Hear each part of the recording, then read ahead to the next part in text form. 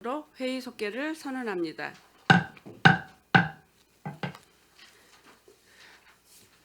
계속해서 질의하겠습니다. 질의하실 의원님 계십니까? 네, 이기영 의원님 질의해 주시기 바랍니다. 예, 이기영 의원입니다.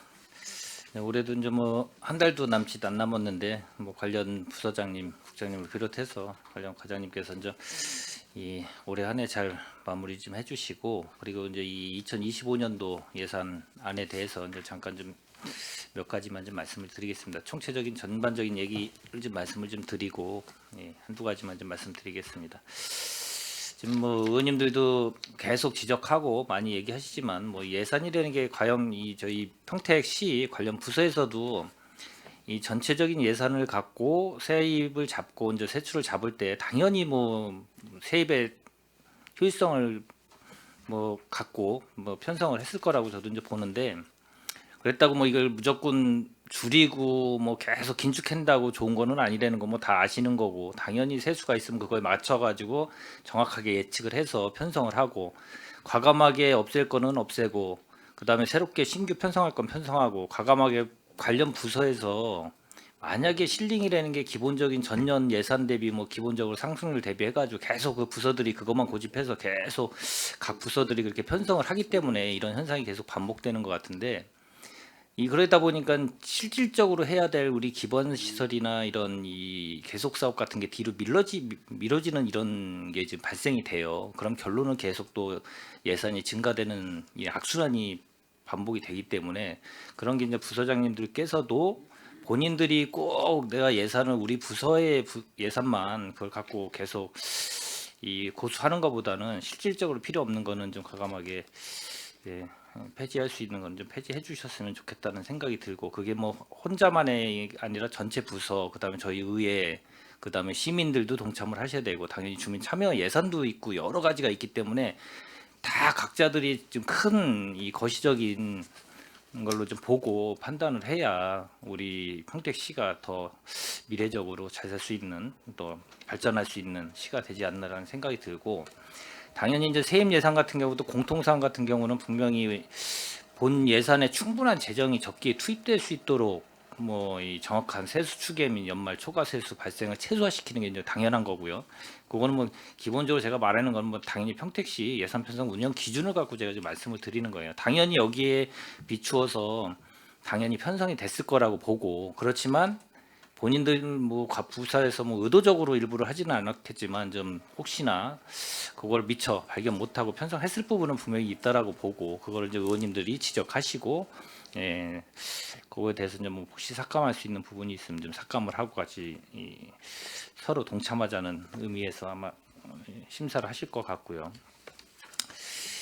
그리고 이제 세출 예산 같은 경우도 이제 우리시 공통 사항 같은 경우가 이 우리시 사무와 관련 없는 예산 편성 금지를 좀 해야 될 필요성이 있고, 그리고 부서도 다른 타 부서하고 비슷하게 이제 이 중복적이 되는 게 어디 부서에서 할 거냐 사업을, 그러다 보니까 어떻게 떠밀려서 하는 사업들이 있어요. 자기 부서의 사업과 편격하고 안 맞는데도 불구하고 하는 경우가 여기 부서 말고도 다른 부서에서도 이제 종종 그런 게 발생되는 부분이 있어서, 그거를 정확히 명확하게 해야 효율적으로 그 사업이 되지 않나 이런 생각이 좀 들어서 말씀을 드리는 거고, 이 법령이나 조례에 정해진 경비, 법정 경비죠. 법정 경비와 예산 편성 기준이 정해진 경비, 기준 경비는 반드시 기준대로 당연히 반영을 해서 요구를 해야 되는데, 이제 관례적으로 아까도 의원님이 말씀하셨듯이 관례적으로 그냥 통상 이렇게 하니까 이렇게 몇 명 곱하기 몇 명. 그래서 이 올해 2회 추경 때도 경상경비조차 줄여서 20% 요구액을 다 전체 부서에서 다 동참해가지고 경상경비까지도 줄여서 들어왔는데, 다시 또 탄성 효과가 있어가지고 다시 또 그렇게 편성이 되는 경우가 지금 있는 것 같아요. 줄일 수 있으면 그 경상 경비도 줄일 수 있다 이런 생각을 좀 갖고 편성을 좀 임해야 되지 않나 이렇게 좀 생각이 좀 들어서 말씀을 드렸고, 그리고 사업 추진 근거 및 소유 예산에 대한 산출 예역 등 면밀히 검토 적정 예산을 좀 요구해야 되는 게 이제 맞다라고 봅니다. 거기에 이제 여러 가지로 경비별 뭐 이 성격별 뭐 다 나름대로 편성을 해서 들어왔는데, 그거에 대해서 뭐 잘 편성했었을 거라고 믿고, 좀 말씀드린 거고, 이 우리 스마트 혹시 저기 우리 미래도시 전략국에서는 전년도 예산 삭감은 얼마 된지 아십니까 혹시?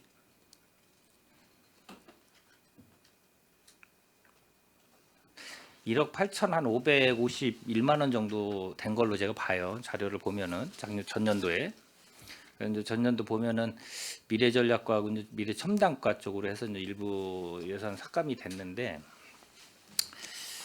이 나름대로 올해도 뭐 나름대로 뭐 잘 편성됐을 거를 보고 몇 가지만 좀 이 주요 사업 목록에 있는 거 몇 가지만 신규 사업 위주로 제가 한두 가지만 좀 질의 좀 하겠습니다. 미래전략과 보면은 이 신규 사업이 이제 AI 기반 행정 업무 효율화, 뭐 AI 일상화를 위한 시민 교육, 이게 좀 편성이 된 것 같아요. 이제 이 설명서 6페이지죠. 6페이지 보시면 요거는 뭐 저기 이번에 1차 본회의 때 시장님께서 연설하시면서 향후 25년에 사업 뭐 그 관련돼서 이제 시장 설명을 하시면서 거기에도 이제 포함된 사항이에요. AI 뭐 관련돼 가지고 사업을 좀 활성화시키고 뭐 이런 것도 있기에 거기에 기반해서 아마 편성된 것 같은데, 이게 좋은 거죠. 어떻게 보면은 지금 이 바뀌어가는 이 시대에 AI를 모르면 뭐 행정도 마찬가지고 모든 분야에서 뒤처질 수밖에 없는 이런 시대 속에서 저희가 살고 있기 때문에 이 AI 기반 행정 업무 효율화하고 이 두 가지 AI 일상화를 위한 시민 교육, 이 두 개가 좀 편성이 됐습니다. 요거에 대해서 좀 잠깐 좀 설명을 좀 부탁드리겠습니다. 먼저 AI 기반 행정 업무 효율화의 경우에는 일단 우리 그 시에서부터 이 AI를 직원들이 적극적으로 활용해서 업무의 효율을 높일 수 있도록 그 준비하는 사항이 되겠습니다. 그래서 예를 들면 기사 작성의 경우에도 AI를 활용하면 이렇게 신속하게 또 정확하게 작성할 수가 있고요. 그리고 각종 그 회계 처리에 있어서 이제 엑셀이나 수작업으로 계산하던 거를 AI를 활용해서 바로바로 이렇게 정리할 수 있도록 하는 부분에 대해서 저희 직원들이 자체적으로 좀 검토를 하고 전문가 자문을 통해서 검토를 하고 있고, 그래서 최근에는 저희가 그 아까 말씀드린 그 기사 작성이라든가 회계 프로그램 자동화에 대해서 저희가 연구가 검토가 돼서 지금 실무에 적용해 나가고 있습니다. 그래서 내년에도 그 문서 작성이라든가 행정에 필요한 부분들을 자동화할 수 있도록 그걸 준비해 나가기 위한 부분이고요. 그리고 두 번째, AI 일상화를 위한 시민 교육의 경우에는 지금 AI가 도입되면서 시민의 생활에 있어서도 많은 변화가 있을 것으로 예상이 되고, 또 앞으로 직업이라든가 그리고 장래 유명한 직종이라든가 이런 부분에 대해서도 시민들이 바로 알고 준비해 나갈 필요가 있어서 그런 것들을 준비하기 위해서 그 예산을 계상하게 되었습니다. 예. 저 본 의원도 제가 한 2년 동안 이거 관련돼서 이제 교육을 우리 국회든 아니면 지방 뭐 예를 들어서 인재개발원이든 이런 통해서 교육을 제가 좀 이걸 좀 많이 받아봤는데요. AI 이런 관련돼서 뭐 아시다시피 뭐 챗 GPT를 활용해 가지고 여러 가지 문서 작성이든 거기에 대한 모든 작성이 기반적으로 갖고 있는 모든 자료를 활용해서 AI가 그걸 만들어내는 이런 이제 발빠른 이런 이 시대의 전환이 있기 때문에 발전이 있기 때문에 이런 게 좀 계속 되는데, 워낙 다양한 분야에 이런 게 많이 접목이 돼 있어요. 진짜 말 그대로 음성을 텍스트 전환해 가지고 문서화 시키는 것도 있고, 아직까지는 100% 완성돼 가지고 정밀하지는 않지만 활용도 면에서는 상당히 탁월하다 이렇게 볼 수 있어서 제가 이 예산을 갖고 왜 이 예산을 많이 편성을 해 가지고 이렇게 했나, 이거를 얘기를 드리는 게 아니라 이게 지금 저는 때론 부족하지 않나라는 얘기를 역설적으로 좀 얘기를 드리려고 지금 말씀을 이걸 좀 드리는 겁니다. 이게 발빠르게 대처를 하고 우리 평택시의 행정이 기반적으로 바뀌어가는 거에 뒤처지면, 지금 현재 평택시 현실이 그래요. 이 주변에 워낙 많은 개발이 이루어지고 많은 분들이 인구 유입이 되고 젊은 분들이 너무, 우리가 어떻게 보면 인구 모형도 다른 다르게 저희는 이 항아리 모양으로 해서 중심적으로 젊은 세대들이 많이 사는 도시 중에 하나이기 때문에 이런 사업을 빨리 활성화시켜 가지고 이 활용할 수 있는 거를 시민들이 빨리 활용할 수 있는 거를 만들어야 이 우리 평택시가 초고속으로 발전할 수 있지 않나라는 생각이 들어서 제가 좀 이거에 대해서 잠깐 좀 언급을 좀 드렸고요. 그거 요즘 이 과장님이 말씀하신 여기 뒤에 보면 일상화를 위한 시민교육 같은 경우도 여기 보면은 캠퍼스 학교 60개소라고 이렇게 돼 있는데 이 학교 60개소를 뭐 선정하는 거는 뭐 이게 신청 방법으로 하는 건가요? 아니면 어떻게 산출 내역이 예. 네, 이 부분도 이제 신청을 통해서 저희가 이제 교육을 지원할 계획입니다. 예, 신규 사업이다 보니까 정확하게 어떻게 어느 얼마 정도의 학교들이 신청할 건지 뭐 사전 조사는 뭐 하셨을 것 같은데 이 정도 사업으로 올릴 정도면 기본적으로 데이터가 있어야 되기 때문에 그걸 잘 활성화시킬 수 있는 방향으로 잘 준비를 해 주시기를 바라겠습니다. 네, 알겠습니다. 그리고 저 마을 공동체 이 기본 계획 수립이라고 16쪽을 좀 잠깐 보시면 이거는 이제 좀 여쭤보는 게 마을 공동체 지원 사업이 있어요. 저희가 원래 저기 16쪽 보면은 원래 마을 공동체 지원 사업이 기존에 24년도 뭐또 7억 2,400만 원 정도를 계상했다가 추경에 6천만 원을 감액을 했어요. 감액을 했다가 2025년도에 다시 이제 9억 2,400만 원 정도를 9,240만 원 정도를 이 계상을 하셨는데 아까 뭐 2024년도도 7,240만 원을 했다가 600만 원을 좀 감액을 하셨고 요 관련돼 가지고 이 지원 사업이 있는데 뒤에 보면은 이제 도비로 해가지고 마을 공동체 활동 지원 사업이라고 18쪽에 있고 그 다음에 20쪽에 마을 공동체 기반 조성 사업 도비로 해가지고 또 3대 7대 3으로 해서 12가 이제 7이죠. 도비가 30%고 12가 70%. 이렇게 이제 사업이 있는데 이게 지금 거의 이 사업명만 보면은 거의 동일해요. 거의 관련된 거예요, 그냥. 그러니까 똑같은 사업일 수는 없는데. 이거를 이렇게 따로 이렇게 세 개로 이렇게 나눠 가지고 이렇게 할 필요성이 있나요, 혹시? 네, 이 부분은 이제 도비 지원 때문에 같은 사업인데 이제 네. 구분이 좀 된 거고요. 지금 이제 마을 공동체 지원 관련해서는 이제 처음에 신청하는 그 마을을 이제 씨앗기라고 하고 그 씨앗기를 통해서 그 다음에 진행되는 곳을 성장기라고 해서 이제 저희가 예산을 지원하는데요. 씨앗기나 성장기는 12, 100%로 이제 지원이 되는 사항이고요. 그다음에 이제 열매기에 해당하는 부분은 이제 지원 금액도 크고 해서 이제 도비 보조를 받아서 이렇게 지원을 하고 있습니다. 좀 그 유사성이 좀 보여서 제가 좀 이런 말씀을 드렸는데 이 사업 지원하는 것도 보면은 이제 마을 공동체 위원회 수당 같은 경우도 지금 여기 마을 공동체 지원 같은 경우는 이 240만 원의 위원회를 10명에서 2회로 했는데 이거는 뭐 다 운영이 됐나요? 그 마을 공동체 지원 17페이지 보면은 그 산출 내역에 보면은요.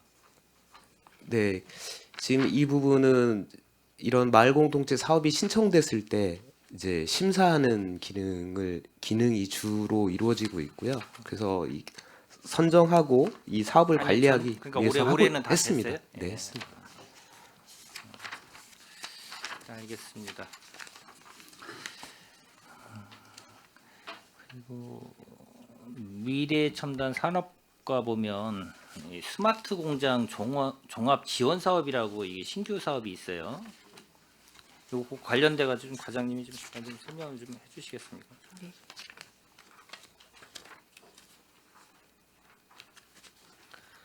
올해 처음으로 이제 시도하는 사업인데요. 이게 AI하고 관련해서 공장에 운영하고 있는 부분들을 뭐 재고 관리부터 안전 관리 그리고 데이터 관리 이런 부분들을 할 수 있도록 스마트 공장으로 전환하는 부분을 구축해주는 사업입니다. 그리고 구축을 위해서 일단 전문 컨설팅을 하고 그 기업의 상황에 맞춰서 AI로 전환할 수 있는 부분들을 도와주는 그런 사업이라고 보시면 되겠습니다. 예, 올해 이제 첫 시도이다 보니까 여러 개사를 할 수는 없고요. 예상 사업비는 구축 비용을 이제 5천만 원 정도 예상하고 있고 컨설팅이 한 300만 원 정도 예상하고 있습니다. 그래서 한 개사를 좀 표준 모델로 해서 한번 시도를 해보려고 하는 사항입니다. 이건 뭐 관내실에서 이게 내려온 금액으로 좀 된 건가요? 유상은 예 맞습니다. 경기도 디지털 혁신과 쪽에서 처음 사업을 시작하면서 예, 저희하고 평택시하고 이제 1대1로 5대5로 이렇게 진행하는 사항입니다. 예, 알겠습니다. 그 평택 그 산업진흥원 운영 93페이지를 보면 거기도 보면은 이제 전년도 아까 제가 언급한 게 전년도에 이게 예산이 여기가 좀 감액이 됐어요. 일반 관리비하고 기업 지원비. 예. 그러면- 전년도 같은 경우는 예. 사실은 이제 진흥원이 이제 2년 지났거든요. 근데 처음에는 현황 조사라든가 이제 다른 시군 좀 큰 시군에서 하고 있을 만한 사업들을 이제 먼저 계획을 해서 해보니까 전년도에 그 삭감됐던 이유는 사실은 좀 대도시 위주로 신산업 대도시 위주로 사업 구성을 해봤는데 여기 평택이 현황을 좀 몰랐다고 할 수 있는 거죠. 거기 구성돼 있는 분들도 그렇고 그러다 보니까 사업에 이제 IoT 사업이라든가 막 이런 부분들은 사실은 평택에 그렇게 기업이 많지 않습니다. 그래서 그런 부분을 좀 접는 과정에서 사업비가 좀 많이 삭감됐던 상황이고요.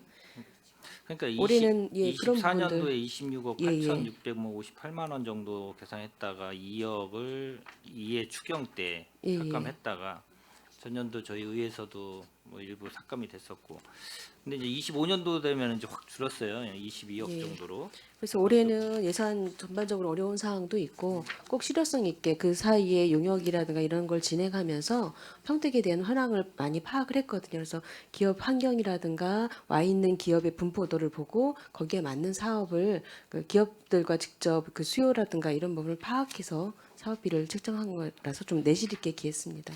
그러니까 이제 이게 26억, 27억 정도에서 22억으로 줄 정도면 1년 만에 이 정도 줄 정도면은 상당한 금액이 주는 거예요. 비율로 봐도. 이제 왜 제가 이 언급을 하냐면 평택 산업진흥원이든 재단이든 이게 이제 이 우리 관련 과에서 관리하는 거고 한 단계 어떻게 보면 산하단체 막 이런 식으로 돼 있다 보니까 거기에서 이 편성하는 거에 대해서 정확하게 심사가 좀 쉽지는 않은 부분이 없지 않아 있어요. 그래서 관련 부서들이 정확하게 이 더 집중적으로 관리가 돼야 왜냐면은 한번 저희들이 의회에서 승인이 떨어지고 심사가 예산이 심사를 심도 있게 못하다 보면 그 안에 여러 가지 예산 자체가 불필요한 아까도 제가 언급했듯이 초반에 언급했듯이 그런 경우가 많이 발생될 수 있기 때문에 저희들도 그거를 더 면밀히 의원님들이 아마 보시고 계시기 때문에 다른 뭐 위원회도 마찬가지고요. 그래서 너무 차이가 이렇게 많이 나서 편성이 돼서 한번 그거에 대해서 왜냐하면 진영 운영에 대한 건데 이 정도로 많이 이 감액이 돼서 들어왔다 그러면 여러 가지로 이제 어떻게 보면은 편성할 때 조금 방만한 편성이 된 게 아닌가라는 생각이 제가 좀 들어서 좀 말씀을 좀 드렸습니다. 그런 부분이 있고요. 예, 의견 주신 내용처럼 저희가 이제 한번 그런 경험이 있어서 이게 추진이 제대로 안 될 것 같은 거는 아예 삭감하자고 해서 작년에 결정을 했던 거고요. 그럼에도 불구하고 또 이제 작년에 2월 된 사업이 또 좀 있습니다. 그래서 잉여금이 한 8억 정도가 있다 보니 그래서 올해는 예산을 전년도 본 예산보다 좀 줄여서 잉여금과 같이 활용할 수 있도록 이렇게 좀 저희가 조정한 사항이라고 보시면 됩니다. 예, 알겠습니다. 하여튼 뭐 저는 좀 짧게 몇 가지만 한다고 말씀드렸고 전반적으로 아까 제가 모두 발언 때 말씀드렸듯이 전체적으로 뭐 2025년 예산 잘 분석해서 반영해서 뭐 예산을 편성했을 거로 보고 그거 관련돼서 제가 몇 가지 본 것만 잘 심사하고 의원님들하고 논의하도록 하겠습니다. 예, 이상입니다. 수고하셨습니다. 감사합니다. 네, 이경 의원님 수고하셨습니다. 더 질의하실 의원님 계십니까? 다 해야죠. 예, 김명숙 의원님 질의해 주시기 바랍니다. 네, 도시철도 과장님 159페이지 보겠습니다. 복합 환승센터 구축 지금 국비가 얼마죠? 국비는 2억 5천입니다. 시비는요? 나머지는 다 10입니다. 그렇게 얘기하지 마시고 숫자로 정확하게 얘기해 주십시오. 지금 현재 잡혀 있는 건 307억 5천입니다. 12하고 국도 비율이 이렇게 낮은데 이거 사업 시작하신 분명히 이유가 있을 거예요. 그렇죠? 그 사업에 대해서 조금 설명을 해 주십시오. 지제역 복합 환승센터는 시비로 하려고 하는 사업이 아니고요. 저희 여기에 포함되어 있는 300억은 그 땅을 사는 비용입니다. 그리고 나머지 사업은 저희가 민간에 사업 투자를 받아서 하려고 하는 겁니다. 땅을 사는 비용은 비용이 아닙니까? 안 드려도 됩니까? 아니 그건 아니고요. 그렇게 설명하시면 안 되죠. 제가 여기 숫자로 지금 불러달라고 한 이유는 네네. 지금 이제 국비 비율 12가 굉장히 많은데 이게 사업이 어떻게 내려왔는지는 저희가 다 알잖아요. 아는데 그 지금 300억이라는 이 큰 돈이 땅 구입비란 말이에요. 네 맞습니다. 이 사업에 대한 성과나 추가로 더 들어갈 예산은 어느 정도 생각을 하고 계세요? 이 돈만 들이면 더 들어갈 일 없습니까? 저희가 이제 지금 현재 여기 잡혀 있는 300억은 일부죠. 그 지제세교 지구에 우리 환승센터로 돼 있는 부지 구입비고요. 네. 이제 그 서측으로 컴팩트 시티에 들어가는 토지는 추가적으로 그건 얼마 네. 정도 계상을 하고 계세요? 일단 조성 원가로 저희가 이제 구입을 하는 걸로 지금 협의를 하고 있는데 거기도 조성 원가는 아직 나온 게 아니기 때문에 추정치는 저희가 한 500억 정도 보고 있습니다. 그러면 지제역 복합 환승센터 구축하고 컴팩트 시티하고 다 해서 대략 얼마 정도를 보고 계세요? 지금 지제 복합 환승센터하고 예, 예. 거기에 필요한 시설들 전체를 말씀하시는 네, 거죠? 저희가 지금 현재 추정한 거는 1조 4천억입니다. 근데 아마 더 사업 계획에 따라서 좀 더 늘어날 걸로 보입니다. 조금 더라는 거는 저희가 생각하는 거는 뭐 10% 이내입니까? 아니면 10% 이상이라고 봅니까? 그렇진 않고요. 지금 저희가 이제 사업 계획을 가지고 민간 투자 사업자들이랑 그 협의를 해보면 2조 이상 들어갈 걸로 보입니다. 엄청나게 많이 이제 늘어나고 있는 거예요. 그렇죠? 이 사업 예산이. 그런데 지금 사업 계획을 보면 환승 체계 구축은 뭐 계속 이야기가 있었던 건데 향후 신모빌리티를 적용한 미래형 복합 환승센터 구축으로 이 미래형 복합 환승센터를 어떻게 할 건지에 대한 고민이 굉장히 많을 거예요. 그렇죠? 근데 지금 UAM이 올라왔어요. 이 부분에 대해서 아까 미래전략과에서는 뭐 아직은 크게 진행되고 있는 사항이 없다라고 했는데 두 부서가 지금 협조를 하셔야지만 미래형에 가장 가까운 게 지금 UAM이 지금 가장 이 사업에는 적합한 걸로 보고 있는데 그 부분은 어떻게 고민을 하고 계세요?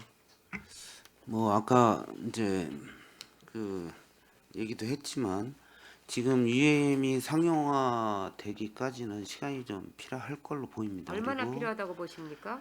뭐 대답을 구체적으로 해주십시오. 얼마나 필요하다고 보십니까? 그냥 우리 그 담당 부서 과장님의 생각을 얘기해 주시면 될 것 같아요. 전문가적인 의견이 지금 여기에서 첨부될 부분이 아니기 때문에 어느 정도 보고 있는지가 궁금한 겁니다. 예산을 드리면서. 그거를 제가 특정하기는 어렵고요. 예.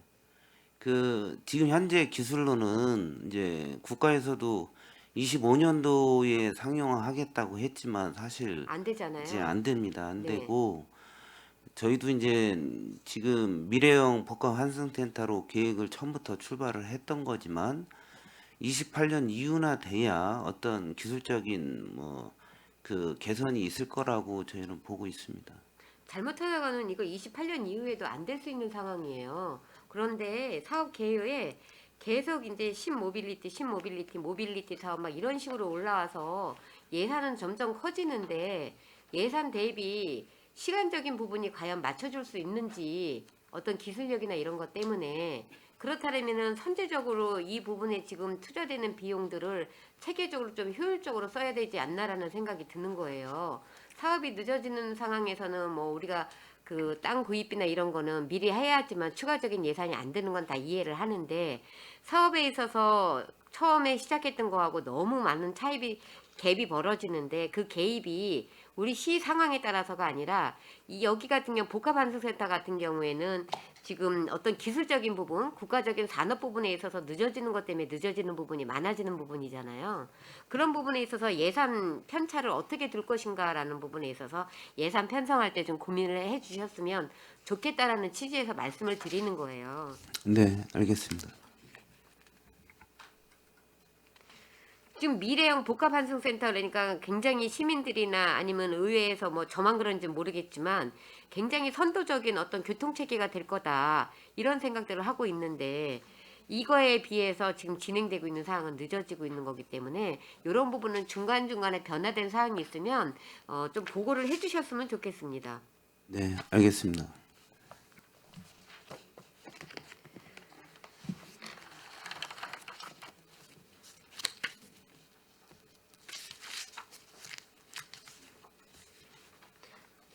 이것만 하고 점심 먹고 갈까? 아니면 12시까지 해요? 제가 그러면은 쭉 하겠습니다. 자, 68페이지 위탁 그 사업들이에요. 그쵸? 수탁 사업들이에요. 그쵸?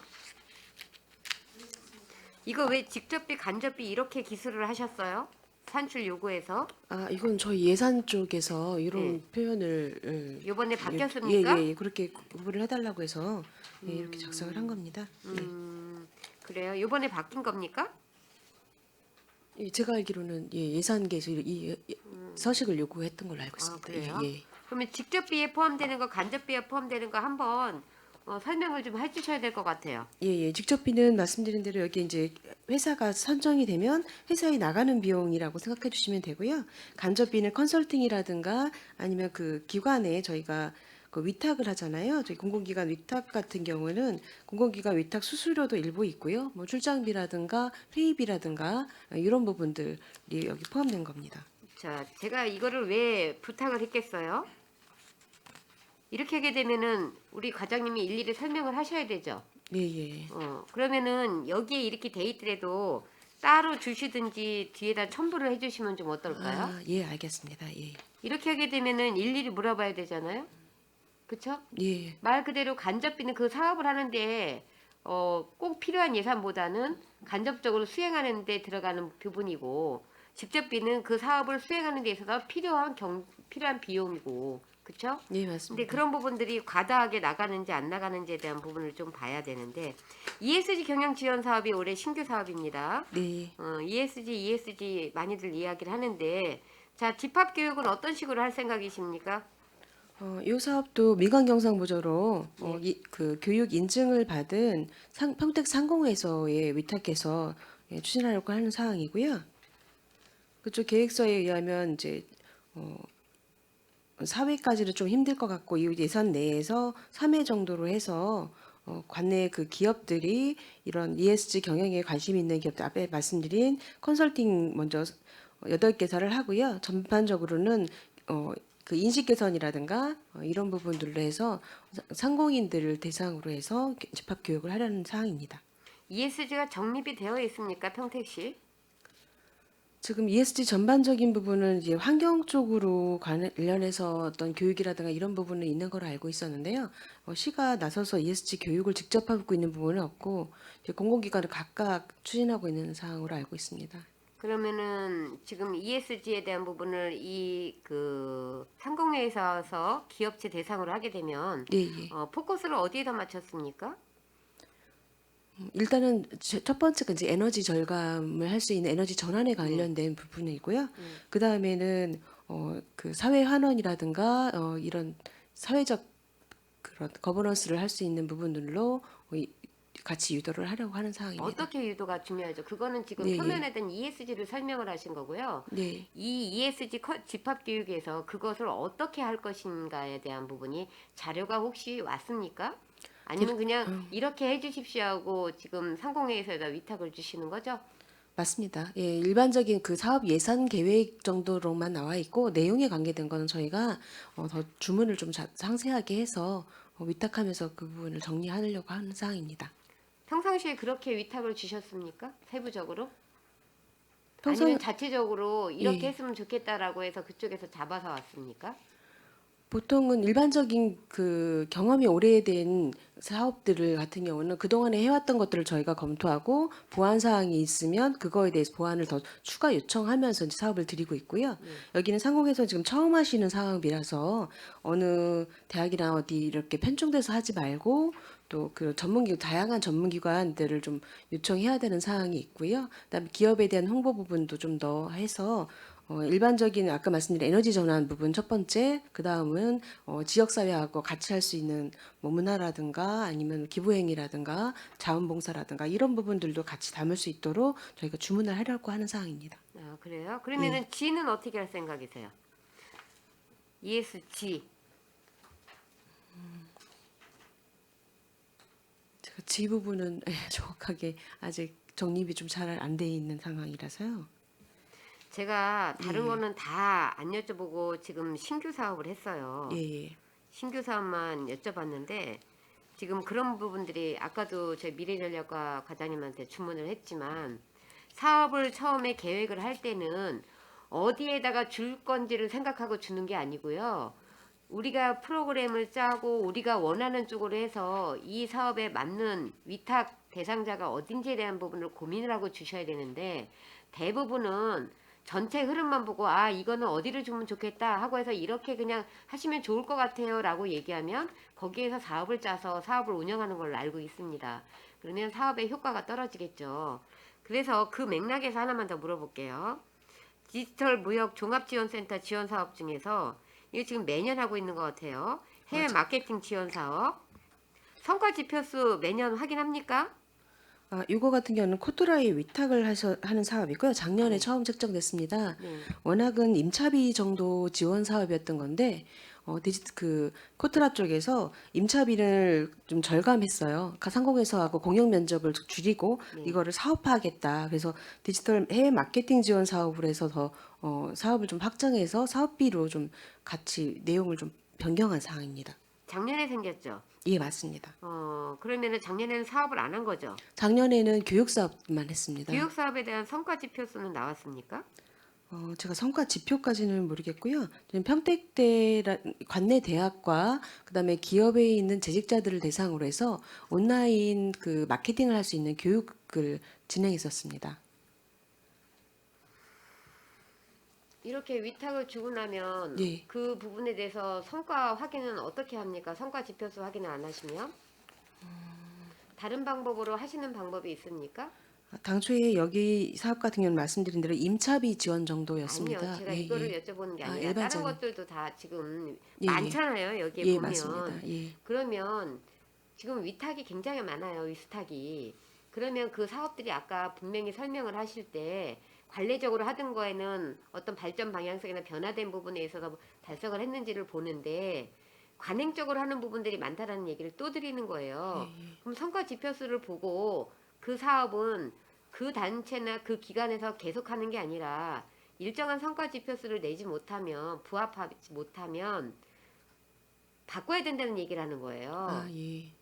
그런데 그런 것들이 없으면 어떻게 근거가 없는데 내년에는 위스탁에서 제외가 됩니다라는 이야기를 하실 수가 있으시겠어요. 그러면 내가 하던 거를 안 주는 것밖에 안 되는 거잖아요. 그리고 저 시에서 승인을 해가지고 예산을 주면 그 예산에 대한 어떤 저희 시도 성과지표수가 있지 않습니까? 그러면 이렇게 위스탁을 한 거에 대한 부분도 성과지표수가 작성이 돼야 되는 부분이에요. 그쵸? 네, 맞습니다. 근데 그런 부분들이 지금 하나도 안 되고 있어요. 그럼 위스탁 전혀 주지 말고 공무원들이 다 하셔야 돼요. 지금 이제 관리 여기 감독을 그런 식으로 하시면 예산 심의에 있어서는 심의를 할 수가 없는 상황이죠. 지금 그 전체 보면 미래첨단 산업과도 그렇지만 미래 그 전략과도 그렇지만 미래첨단 산업과도 마찬가지입니다. 도비나 굴비들이 많잖아요. 예, 예. 도비나 국비 같은 경우에는 당연시 4시가 이제 된 것도 있지만 공모사업에서 해오는 것들도 있어요. 그럼 꼭 필요에 의해서 공모사업 비율이나 매칭 비율이나 이런 것들을 보고 정말 필요한 사업이고 정말 작은 예산이라도 국가 정책에 부응하기 위해서 해야 돼서 가점을 받아야 되는 그 공모사업들도 있는 걸로 알고 있습니다. 그런 것들은 뭐 어쩔 수 없지만 그렇지 않은 것들은 매칭 비율이나 지금 현재 시급성이나 현재 하고 있는 사업성에 그 사업들이 얼마나 도움이 될지 전력 투구를 해서 어떤 팀원들이 몇 명이 붙어서 이 사업에 대해서 성과를 낼 건지에 대한 고민들을 해주시고 예산을 쓰셔야 되는 부분이에요. 뒤에 다 봐도 제가 똑같은 말씀을 드릴 것 같습니다. 그래서 본 의원은 지금 우리 미래첨단 산업과는 이 정도에서 질의를 마치고요. 제가 오늘 그 계속 반복적으로 드리는 말씀은 똑같습니다. 예산의 효율성, 예산의 절감성보다는 우리가 그 강조할 게 효율성이에요. 예산 대비 효율성. 그러면 예산 대비 성과성. 같이 직결이 되는 거겠죠. 그런 부분에 있어서 우리 관리자분들께서는 고민을 하셔야 되는 부분이라고 생각을 합니다. 이상입니다.